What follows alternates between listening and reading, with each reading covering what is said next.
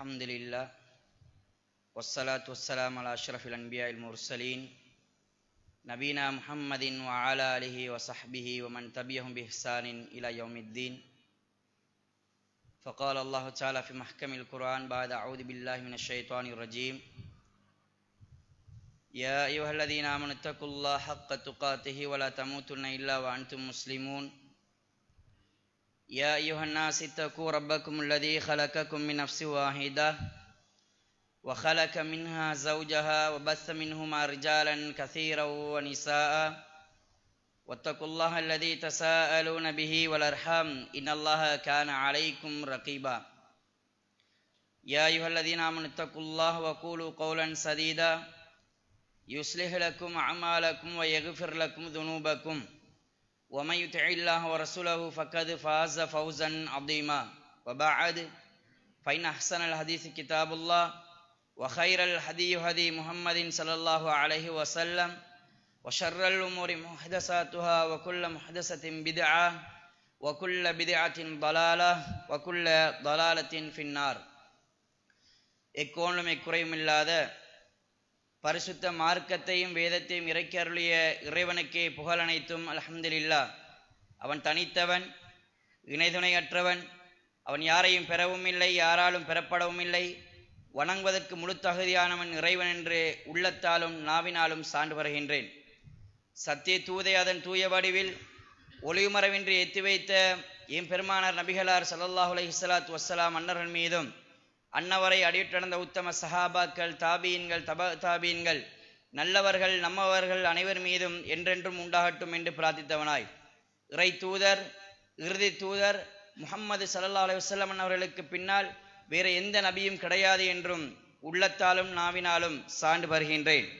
இன்றைய இந்த வெள்ளி மேடையில் மனநல மேம்பாட்டிற்கு இஸ்லாம் கூறுகின்ற வழிகாட்டுதல் என்கின்ற தலைப்பின் கீழ் ஒரு சில செய்திகளை எனக்கும் உங்களுக்கும் நினைவூட்டலாம் என்று ஆசைப்படுகின்றேன். சில நேரங்களில் பேசப்படுகின்ற விடயங்களை செவிசாய்க்கின்ற பொழுது இந்த விடயங்கள் எல்லாம் எங்களுக்கு தெரிந்த விடயம், இது காலத்துக்கு பொருத்தப்பாடானது கிடையாது என்று அலட்சிய போக்கோடு இருப்பீர்களாக இருந்தால், அல்லது நீங்கள் தூக்க மயக்கத்தில் இருப்பீர்களாக இருந்தால் ஒன்றை புரிந்து கொள்ளுங்கள், சில நேரங்களில் எங்களுடைய உள்ளங்கள் புரட்டப்படலாம். இந்த நிலைமைக்கு, இந்த பேசப்படுகின்ற விடயங்களுக்கு நீங்களும் உள்ளாகலாம் என்பதை புரிந்து கொள்ளுங்கள். எனவே பேசுகின்ற விடயங்கள் அல்லாஹ்வுடைய வஹீனுடைய வார்த்தைகள், வஹி செய்திகள். அதனை எனக்கும் உங்களுக்கும், என்னுடைய உள்ளத்துக்கும் உங்களுடைய உள்ளத்துக்கும் ஆழமான உபதேசமாக எடுத்துக்கொள்ள வேண்டும் என்கின்ற செய்தியினோடு, ஒவ்வொரு வருடமும் செப்டம்பர் 10ஆம் தேதி உலக மனநல தினமாக ஐக்கிய நாடுகள் சபை அடையாளப்படுத்தியிருக்கின்றது. இன்றைய இந்த நாளிலே பல்வேறுபட்ட மதங்களும் குழுக்களும் மனநலம் சம்பந்தமான சில விடயங்களையும் கருத்தரங்களையும் கருத்தாடல்களையும் செய்து கொண்டிருப்பார்கள். இஸ்லாத்தை பொறுத்த மட்டில் பல நூறு வருடங்களுக்கு முன்னால் இந்த மனநலம் பற்றி பேசியிருக்கின்றது. இஸ்லாம் எந்த கதவையும் பற்றி பேசாமல் இருந்தது கிடையாது. இஸ்லாம் மனித வாழ்க்கைக்கு தேவையான அத்துணை அம்சங்களையும் தெளிவாக விவரமாக பேசியிருக்கின்றது. அதை செவிசாய்ப்பதிலும் அதை நடைமுறைப்படுத்துவதிலும் தான் மூமின்கள் குறைபாடாக இருந்திருக்கிறார்கள் என்ற செய்தியை நாங்கள் புரிந்து கொள்ள வேண்டும். உலக சுகாதார அமைப்பானது மனநலம் என்றால் என்ன என்று சொல்கின்ற பொழுது, நோய் அல்லது பலகீனம் இல்லாத ஒரு நிலை மாத்திரம் கிடையாது மனநலம் என்பது. மனிதனுடைய உடல், உள்ளம் மற்றும் சமூக நலம் எல்லாம் சீராக இருப்பதுதான் மனநலம் என்று சொல்லுகின்றது. இன்னொரு வகையிலே தரவு தகவல்களின் பிரகாரம் உலக சுகாதார அமைப்பு செல்கின்ற பொழுது உலகத்தில் வாழக்கூடிய நபர்களில் 8 நபருக்கு 1 நபர் மனநலத்துக்கு பாதிக்கப்படுகிறார்கள் என்று சொல்கின்றார்கள். இலங்கையினுடைய சுகாதார அமைச்சு நேற்றைய முன்தினம் வெளியிட்ட அறிக்கையின் பிரகாரம் இலங்கை நாட்டிலே 10% மக்கள் மனநலத்திலே பாதிக்கப்பட்டிருப்பதாக சொல்லப்பட்டிருக்கின்றது. ஆக ஏதோ ஒரு வகையில் மனிதர்கள் பொருளாதாரம் சார்ந்தோ, குடும்பம் சார்ந்தோ, கல்வி சார்ந்தோ, வாழ்வியல் அம்சங்கள் சார்ந்தோ ஏதோ ஒரு வகையில் மன ரீதியாக பாதிக்கப்படுகின்ற செய்திகளை நாங்கள் பார்க்கலாம். உலகத்தில் வாழக்கூடிய மனிதர்கள் 2 வகையிலேயே மன ரீதியாக பாதிக்கப்படுகின்றார்கள். ஒன்று, சோதனைகள் மூலமாக, பிரச்சனைகள் நமக்கு ஏற்படுகின்ற கஷ்ட நஷ்டங்களின் மூலமாக மனிதனுடைய மனம் கவலைப்படுகின்றது, சஞ்சலப்படுகின்றது. இரண்டாவது, மோசமான பழக்க வழக்கங்களின் மூலமாக மனிதனுடைய உள்ளம் சஞ்சலப்படுகின்றது, வேதனைக்குள்ளப்படுகின்றது. இந்த நேரத்திலே அந்த மனிதன் என்ன செய்கிறான் என்றிருந்தால், அவன் மது என்றும் மாதி என்றும் சூது என்றும் கொலை என்றும் கொள்ளை என்றும் விபச்சாரம் என்றும் தற்கொலை என்றும் இஸ்லாம் எதையெல்லாம் வன்மையாக கண்டித்திருக்கின்றதோ பெரும் பெரும் பாவங்களாக அடையாளப்படுத்தி தந்திருக்கின்றதோ அதன் பக்கம் அவன் செல்லக்கூடியவனாக மாறுகின்றான். அது ஈமானிய பலம் குன்றியதனுடைய விளைவாக காணப்படுகின்றது. இஸ்லாம் இசையை பற்றி பேசுகின்ற பொழுது எங்களுடைய உம்மத்திலே எங்களுடைய சமுதாயத்திலே ஒரு கூட்டம் உருவாகும். அந்த கூட்டம் யஸ்தஹில்லூனல் ஹிர வல் ஹரீர வல் ஹம்ர வல் மஆசிஃப். அந்த கூட்டம் எப்படிப்பட்டவர் என்றால் அவர்கள் விபச்சாரத்தை, பட்டை, மதுவை, இசை கருவிகளை ஹலாலாக்குவார்கள் என்று ஒரு கூட்டம் உருவாகும் என்று அல்லாஹ்வுடைய தூதர் சொன்னார்கள்.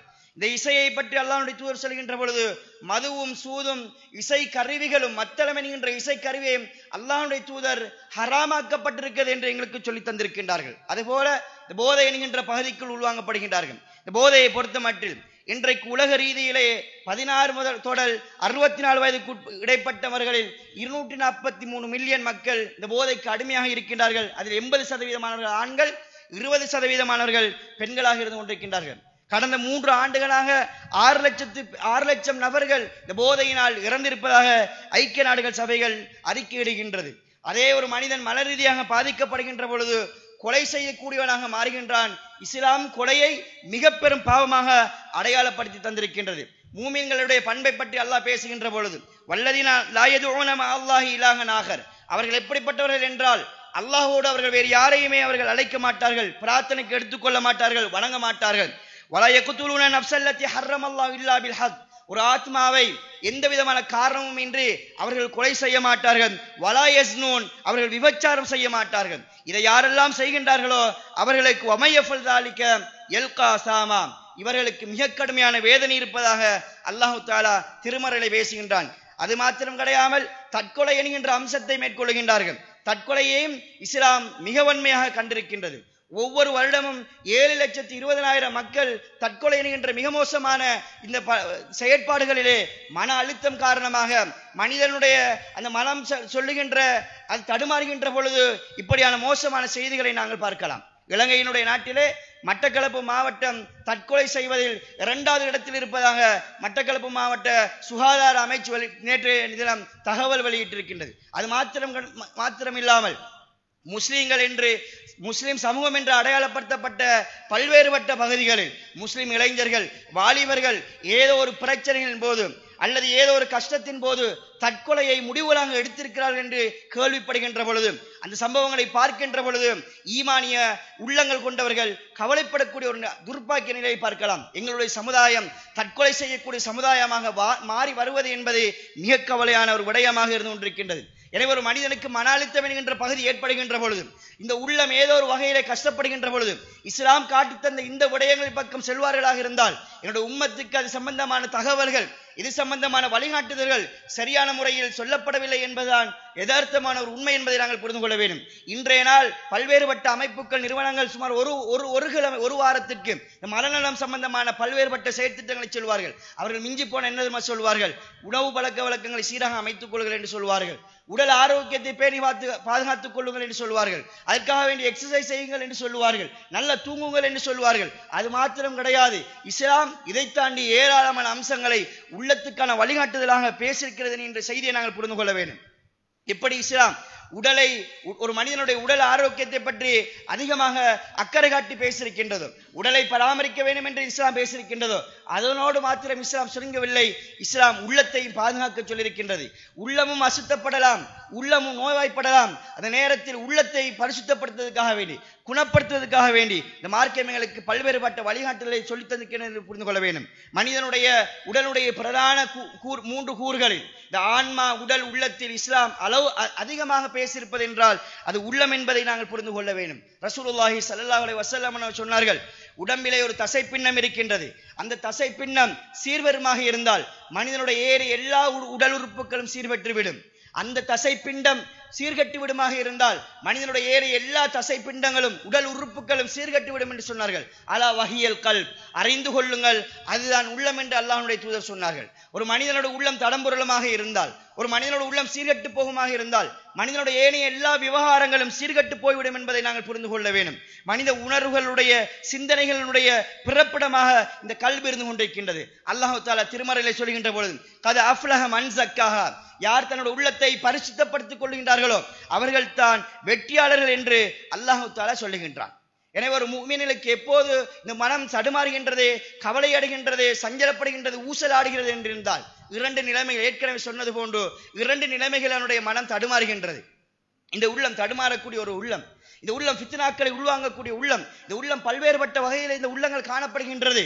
எனவே இந்த உள்ளத்தை கவனிப்பது என்பது ஒரு முஃமினுடைய தலையாய பொறுப்பு என்பதை நாங்கள் புரிந்து கொள்ள வேண்டும்.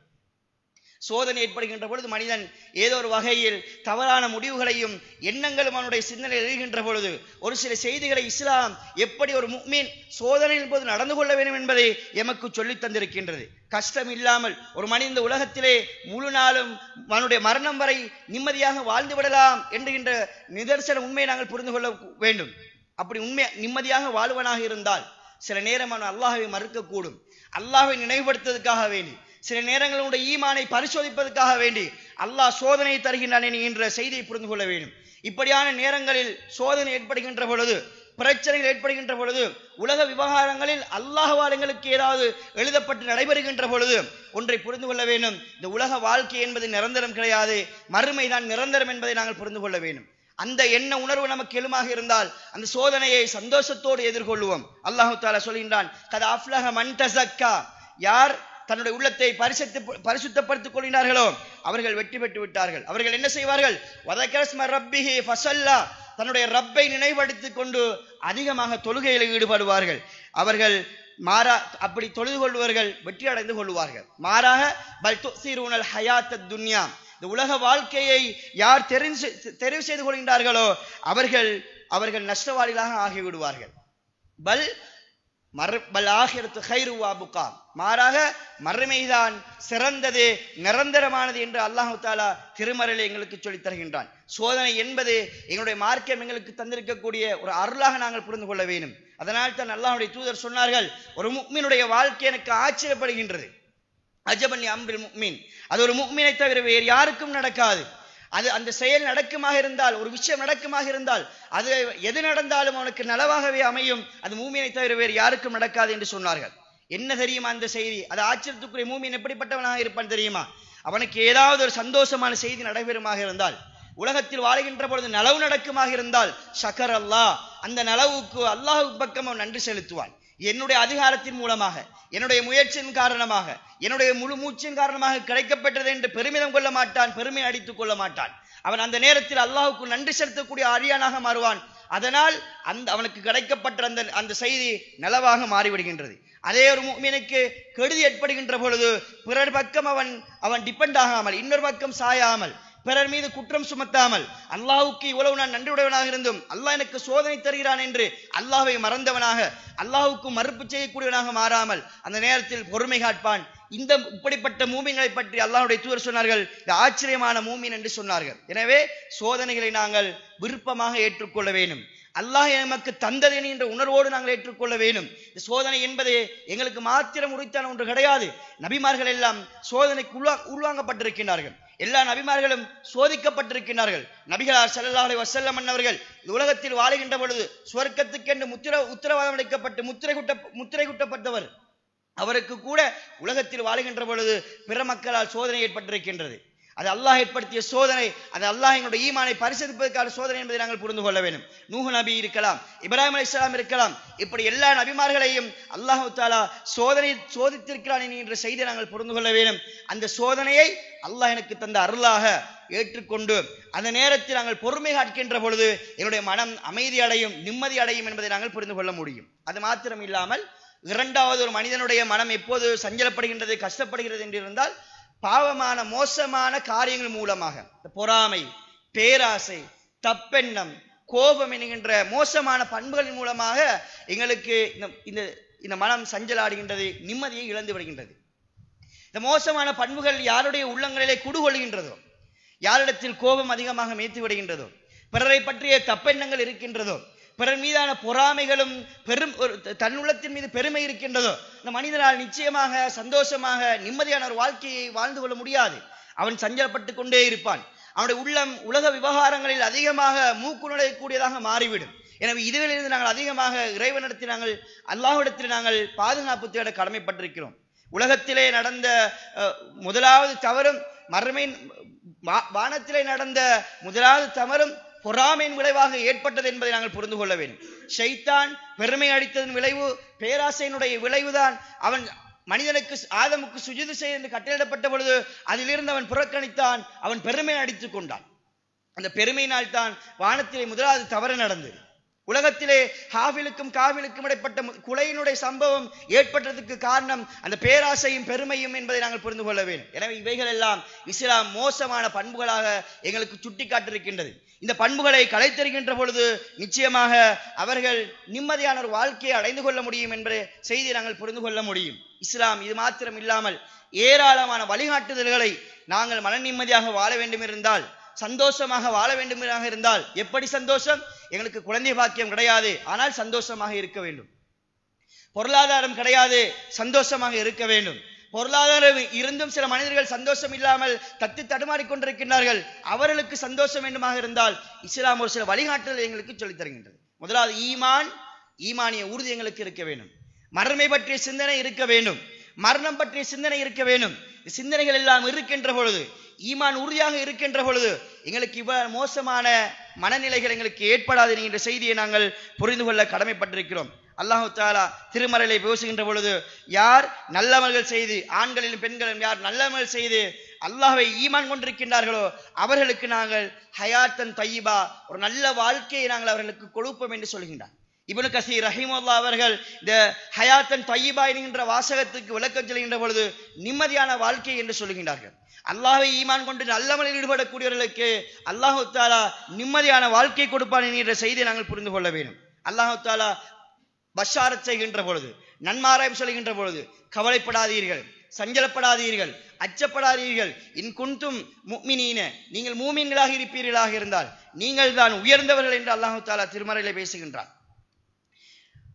அபூபக்கர் ரலியல்லாஹு அன்ஹு அவர்களும் ரசூலுல்லாஹி ஸல்லல்லாஹு அலைஹி வஸல்லம் அவர்களும் ஹிரா குகையிலே மாட்டிக்கொண்டு அவர்கள் பயந்த ஒரு நிலையில் இருக்கின்ற பொழுது அல்லாஹ்வுடைய தூதர் அபூபக்கருக்கு சில உபதேசம் என்ன தெரியுமா? லா தஹஸன், பயப்படாதீங்க, இன்னல்லாஹ மஆனா, அல்லாஹ் தஆலா எங்களோடு இருக்கின்றான்.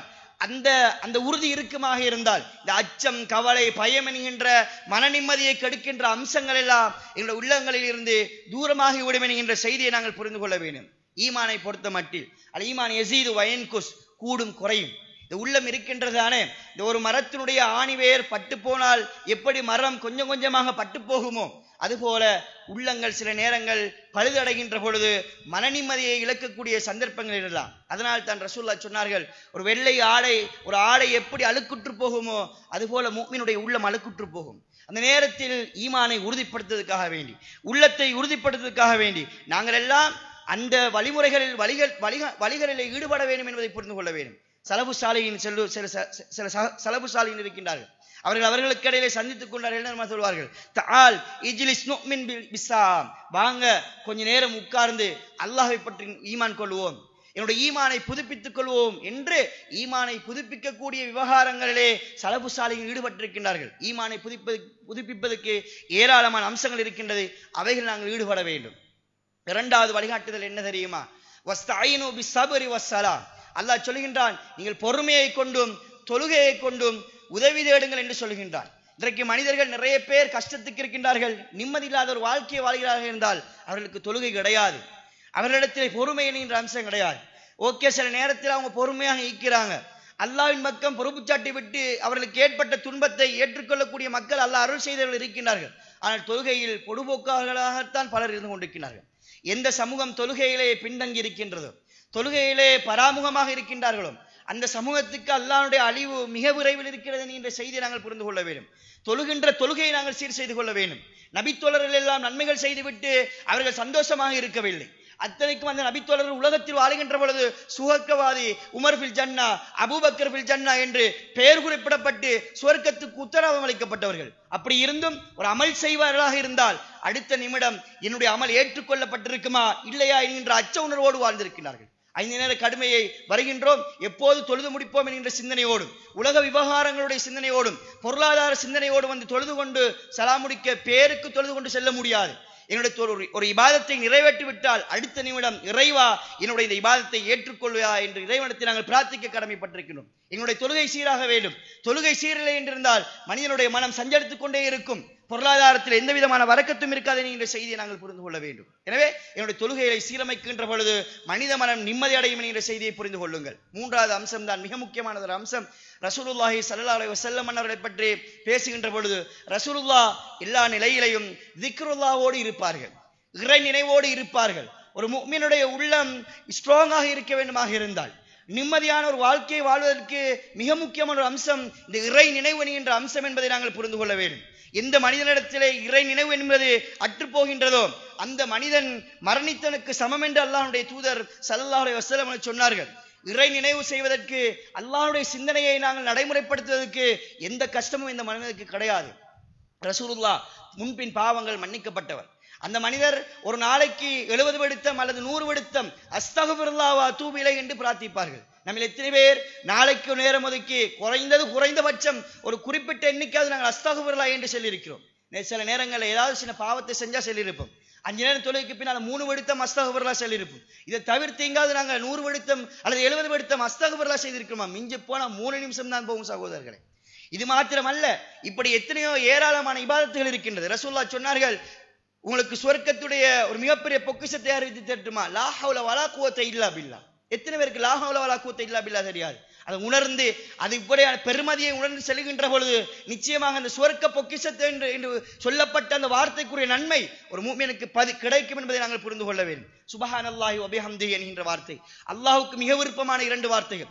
எத்தனையோ பேர் உலக மனிதனுக்காக வேண்டி, அவர்களுடைய ஆசைக்காக வேண்டி, அவர்களுடைய அன்பை பெற வேண்டும் என்பதற்காக வேண்டி அவர்களை புகழ்ந்து தள்ளி கொண்டிருக்கின்றோம். அவர்களிடத்தில் ஏதாவது எங்களுக்கு கிடைக்க வேண்டும் என்பதற்காக வேண்டி அவர்கள் பிழை செய்தாலும் அதனை நாங்கள் புகழ்ந்து கொண்டிருக்கின்றோம். ஆனால் அல்லாஹ்வுடைய விருப்பத்துக்குரிய 2 வார்த்தை எத்தனை பேர் செய்திருக்கிறோம்? இன்றைய நாள் எத்தனை பேர் செய்திருக்கின்றோம்? ஆனால் அதில் நாங்கள் பொடுபோக்காக இருந்து கொண்டிருக்கின்றோம். அதை பற்றிய சிந்தனை கிடையாது. அப்படி சிந்தனைகள் இல்லாமல் இருக்கின்ற பொழுது நீங்கள் என்னதான் பொருளாதாரத்தை வைத்துக் கொண்டிருந்தாலும், என்னதான் பிள்ளை குட்டிகளோடு நீங்கள் வாழ்ந்திருந்தாலும், என்னதான் நீங்கள் உயர் கல்விகளோடு படித்து நீங்கள் வைத்திருந்தாலும், அல்லாஹ்வை மறந்திருந்தால், அல்லாஹ்வுடைய சிந்தனை இல்லாமல் இருந்தால் அது கால் தூசுக்கும் சமமானது என்பதை புரிந்து கொள்ள வேண்டும். அது சில நேரம் அவைகள் எல்லாம் உங்களுக்கு ஃபித்னாவாக மாறிவிடும் என்கின்ற செய்தியை நாங்கள் புரிந்து கொள்ள வேண்டும்.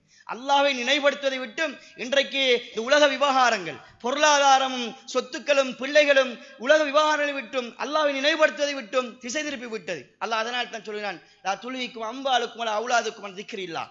உங்களுடைய பொருளாதாரம், உங்களுடைய சொத்தும் அல்லாஹ்வுடைய திக்ரை விட்டும் தடுத்து விடக்கூடாது என்று அல்லாஹ் தஆலா பேசுகின்றான். அல்லாஹ்வை அதிகமாக திக்ர் செய்ய வேண்டும். திக்ரிலே மிகச்சிறந்த திக்ர் என்ன தெரியுமா?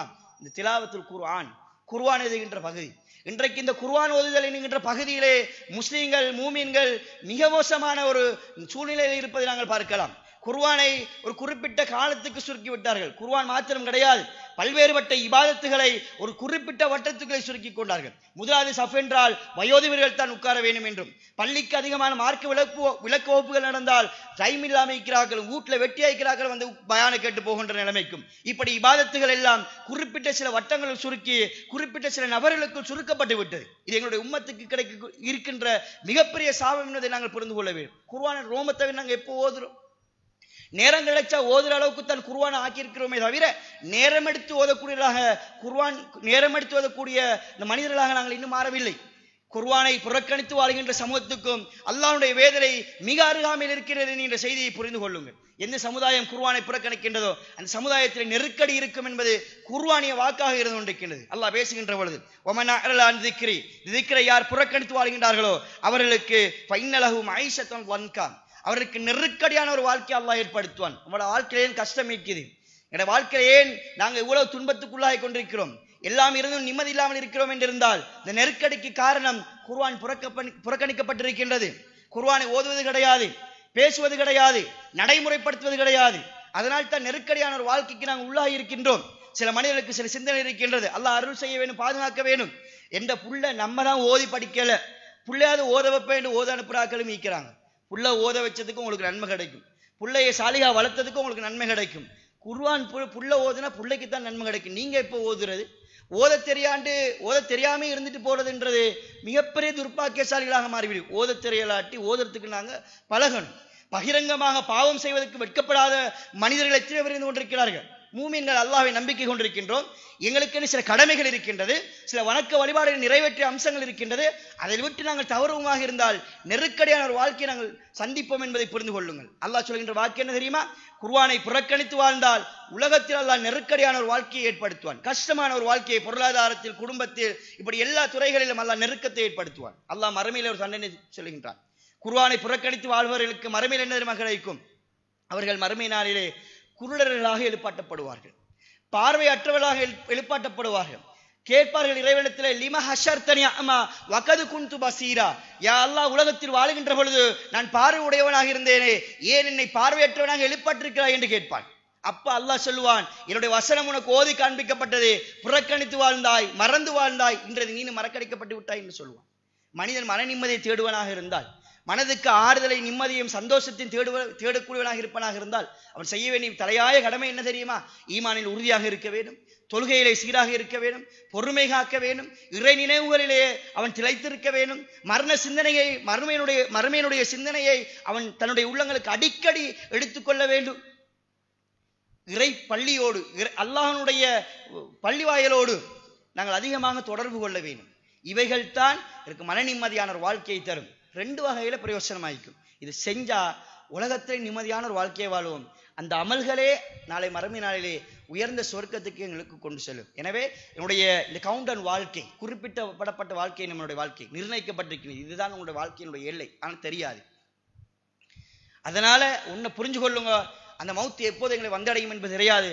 அதற்கு முன்னால் நிம்மதியான வாழ்க்கையை வாழ்ந்து நன்மைகள் செய்வதன் மூலமாக இஸ்லாம் எப்படியான வழிகாட்டுதல்களை, நல்ல விடயங்களை எங்களுக்கு போதனை செய்திருக்கின்றதோ அந்த அம்சங்களை நடைமுறைப்படுத்தி நல்ல மன நிம்மதியான வாழ்வை வாழ்ந்து மறுமையில், நாளை மறுமை நாளிலே சுஹதாக்களோடு, சித்திகீன்களோடு, நல்லவர்களோடு, நபிமார்களோடு எழுப்பக்கூடிய பாக்கியத்தை ரப்புல் ஆலமீன் எனக்கும் உங்களுக்கும் தந்தருள்வானாக. அல்ஹம்துலில்லாஹ் வஸ்ஸலாத்து வஸ்ஸலாமு அலா அஷ்ரஃபில் அன்பியாஇல் முர்ஸலீன் நபீனா முஹம்மதின் வ ஆலா அலிஹி வஸஹ்பிஹி வ மன் தபியஹும் பிஹ்சானின் இலா யௌமித்தீன். அம்மா பாத். அன்பிற்கினிய அல்லாஹ்வுடைய நல்லடியார்களே, அருமை சகோதரர்களே, மனநலம் என்று பேசுகின்ற பொழுது நாங்கள் நிச்சயமாக இந்த உள்ளத்தை சீரமைக்க வேண்டிய தார்மீக பொறுப்பு நம் அனைவரிடத்திலும் இருந்து கொண்டிருக்கின்ற இந்த செய்தியை நாங்கள் புரிந்து கொள்ள வேண்டும். நாங்கள் நிம்மதியாக வாழ்ந்து கொண்டிருக்கின்றோம், இபாதத்தில் ஈடுபட்டிருக்கின்றோம், அல்லாஹ்வை ரப்பாக ஏற்றுக்கொண்டிருக்கிறோம், 5 நேரம் நாங்கள் கடமையை சரிவர செய்து கொண்டிருக்கிறோம் என்கின்ற எண்ணப்பாட்டோடு இருப்பீர்களாக இருந்தால் உன்னை புரிந்து கொள்ளுங்கள், அல்லாஹ்வுடைய தூதரை விட நாங்கள் எல்லாம் சர்வசாதாரணமான மனிதர்கள். ரசூலுல்லாஹி ஸல்லல்லாஹு அலைஹி வஸல்லம் அன்னவர்கள் இந்த உள்ளத்தை பற்றி அதிகமாக சிந்தனை செய்திருக்கின்றார்கள். இந்த உள்ளம் பற்றி சஹாபாக்களுக்கு அதிகமாக போதனை செய்திருக்கின்றார்கள். இந்த உள்ளத்துக்காக வேண்டி அல்லாஹ்வுடைய தூதர் அல்லாஹ்விடத்தில் அதிகமாக பிரார்த்தனை புரிந்திருக்கின்றார்கள். நம்ம எப்போ அல்லாஹ் கிட்ட துவா கேட்டோம்? என்னோட குழந்தைய சாலிகா வளர்க்கறதுக்கு கேட்டோம், சாலிகான குழந்தை பாக்கியத்தை கேட்டோம், பொருளாதாரத்தின் நல்ல முறையில் இருக்க வேண்டும் என கேட்டோம், உடல் ஆரோக்கியத்தை கேட்டோம், எல்லாத்தையும் கேட்டோம். கேட்கறது குறையும் இல்லை, தப்பும் இல்லை, தாராளமாக கேட்கலாம். அல்லாஹ் நான் கேட்பதற்கு தகுதியானவன், அல்லாஹ்விடத்தில் எதையும் கேட்கலாம். ஆனா இந்த உள்ளத்துக்கு எப்போது நாங்கள் மன நிம்மதியை கேட்டிருக்கிறோம், உள்ள சீர்திருத்தத்துக்கு நாங்கள் எப்போது அல்லாஹ்விடத்திலே கையேந்தி பிரார்த்தனை புரிந்திருக்கிறோம் என்று ஒரு காலம் யோசித்து பாருங்கள். ரசூலுல்லாஹி ஸல்லல்லாஹு அலைஹி வஸல்லம் அவர்கள், அல்லாஹும்ம யா முகல்லிபல் குலூப், உள்ளங்களை புரட்டக்கூடியவனே, சப்பித் கல்பி அலா தீனிக், என்னுடைய உள்ளத்தை என்னுடைய மார்க்கத்தை நிலைநாட்ட செய்கின்ற அல்லாஹ்வுடைய தூதர் பிரார்த்தனை போது இருக்கிறார்கள். தெரிந்த துவா, நாங்கள் கேட்கறது இல்லை. துவா தெரியும், ஆனா நாங்க அதை கேட்கறதுதான் குறைவு, அதை நடைமுறைப்படுத்துறது இங்க சிக்கல் இருக்கிறது. அதனால் தான் அடிக்கடி இவைகள் எல்லாம் நினைவூட்டப்பட வேண்டிய பொறுப்பு எங்களிடத்தில் இருந்து கொண்டிருக்கின்றது. இந்த துவா ஓதனுடனே சஹாபாக்கள் எல்லாம் கேட்கின்றார்கள், அல்லாஹ்வுடைய தூதரே, உங்களையும் நீங்கள் கொண்டு வந்த வேதத்தை நாங்கள் நம்பியிருக்கின்றோம், உங்களை நம்பிக்கிறோம், குர்ஆனை நம்பிக்கிறோம். அப்படி இருந்து நீங்கள் எங்கள் மீது அச்சப்படுகின்றீர்களா, பயப்படுறீங்களா? ஆம்.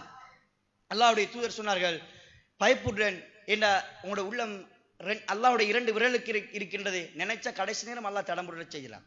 நிறைய பேர் மார்க்கத்தை விட்டு வெளியேறி போய் கொண்டிருக்கிறார்கள். நிறைய துவா ரசூலுல்லாஹ் கேட்டிருக்கிறாங்க, அல்லாஹும்ம ஜஅல் கல்பி ஃபி நூரா, என்னுடைய உள்ளத்தை ஒளிமையாக்கி விடு என்று கேட்டிருக்கிறார்கள். அல்லாஹும்ம ஆத்தி நஃப்ஸி தக்வாஹா, யா அல்லாஹ் என்னுடைய உள்ளத்துக்கு இறையச்சத்தை தா, வஸக்கீஹா, அதனை பரிசுத்தப்படுத்தியா அல்லாஹ், அந்த கைரு மன் ஜக்காஹா, அந்த உள்ளத்தை பரிசுத்தப்படுத்துவதில் மிகச்சிறந்தவன் நீதான் யா அல்லாஹ், அந்த வலியுஹா வ மௌலாஹா, இந்த உள்ளத்துடைய பொறுப்புதாரி, அந்த உள்ளத்துடைய எஜமான் நீதான். நினைச்சா எங்களை மார்க்கத்தை விட்டு கடைசி நேரம் திசை திருப்பிடலாம்.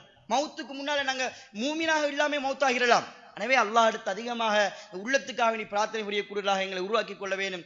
இவைகளெல்லாம் இந்த ஜும்மா பிரசங்கத்தில் எங்களுடைய உள அமைதிக்கும் உல சுத்தத்துக்கும் வழிகாட்டுதலாக சொல்லப்பட்டதோ அத்துணை விடயங்களையும் நானும் நீங்களும் எடுத்து நடப்பதற்கு வல்லவன் ரஹ்மான் எனக்கும் உங்களுக்கும் அருள் புரிவானாக. அகூலி கௌலி ஹாதா அஸ்தக்ஃபிருல்லாஹ் லி வலக்கும் வலி ஜமீஇல் முஸ்லிமீன் வ ஆகிரு தவானா அனில் ஹம்துலில்லாஹி ரப்பில் ஆலமீன்.